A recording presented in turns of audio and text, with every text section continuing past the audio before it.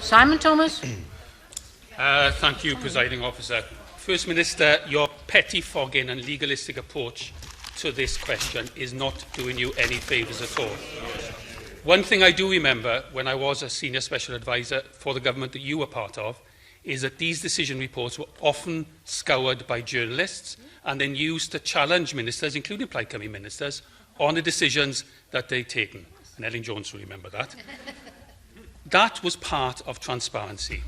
That was part of the process. As Leanne Wood has already pointed out, if you now go to the website that your website links onto for these decisions, the page you were looking for does not exist in the UK government web archive. That's the transparency you're bringing to your government at the moment. Now, on the 28th of May, you tweeted about FIFA, that it needed transparency at the top and football needed a fresh start. Is this your pitch for a job in FIFA?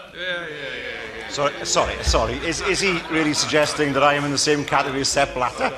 I mean, let's get some perspective here, shall we, from Plaid Cymru? I mean, it's one thing to make a comment about whether you believe or not the decisions will be communicated in a particular way. It's another comment to suggest that somehow the government is involved in some kind of financial chicanery, which is what he seems to be. No. That's what you implied, and people will have heard it.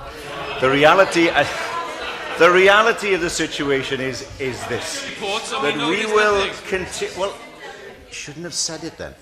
The reality of the situation is that ministerial decisions will continue to be communicated to members, as they always have been, through statements, both written and oral, and members will continue to have all the scrutiny opportunities they've always had to ask ministers questions in this chamber, as they have always had, and Cabinet papers and minutes will continue to be published, and Cabinet decisions will continue to be published.